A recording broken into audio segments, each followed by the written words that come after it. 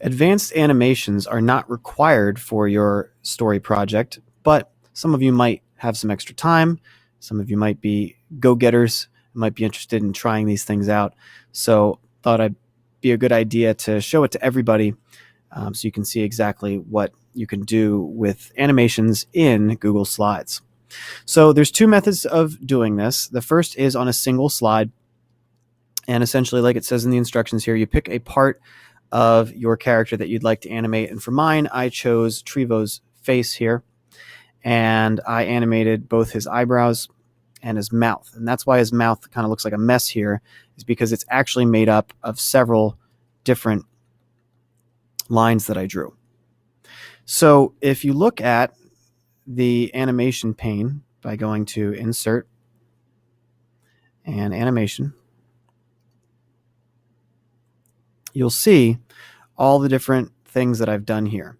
Essentially, I made the first part of his mouth, which is like a little squiggly, frustrated face, appear with the previous action, which is the transition of the slide.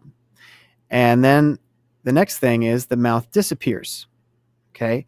And that's after previous, and it happens, I believe, 1/10 of a second after the mouth originally appears. Then when that happens with the previous action, this new mouth, which is a slightly less frowny face, appears. And then that continues. That disappears, and then a slightly less frowny face appears, and then disappears after 1/10 of a second, and then almost a smile appears, and then after 1/10 of a second, that disappears until the full-on smile appears at the end of the animation. And then at the end of it, I thought that his eyebrows looked a little bit odd because they still looked angry. So I also animated his eyebrows. So basically, you have to add different pieces that are going to effectively become the end of the animation, and you have to add pieces in between as well. And then when that's all done, he changes his expression. So that's the first method. The second method might be a little bit easier for you, and that's to use multiple slides. The only problem with it is that it takes multiple slides to do it. So you start with your character or whatever it is you want to animate, and it's very important that your character be made up of multiple pieces. It doesn't matter if it's grouped or ungrouped, doesn't make a difference. Now, on the next slide, I took that and I moved him slightly, and notice how his feet are moving. And then on the next slide, I moved him to the right a little bit more, and his feet move again. To the right a little bit more, his feet move again, and so on.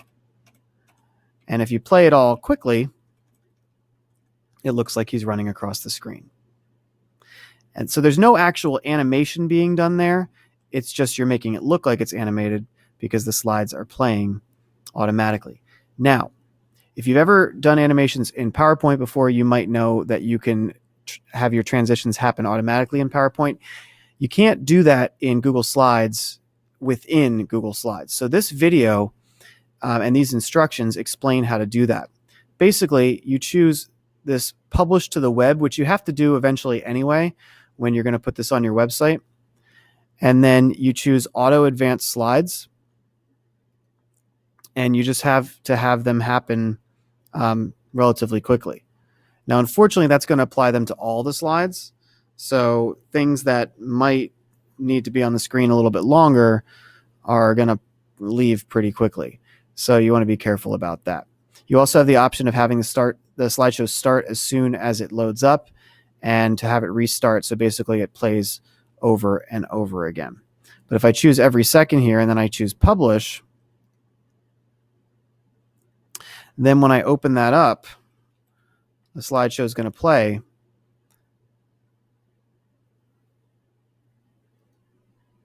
And it should happen automatically. I'm not sure what happened there, but it should be playing automatically. Every second. Let me try this again.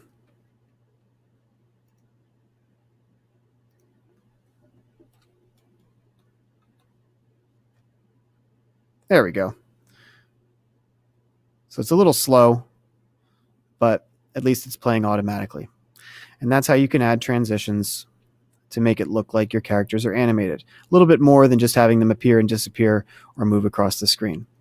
Let me know if you have any questions. Post a comment on Classroom to this video, and I'll see you when I get back.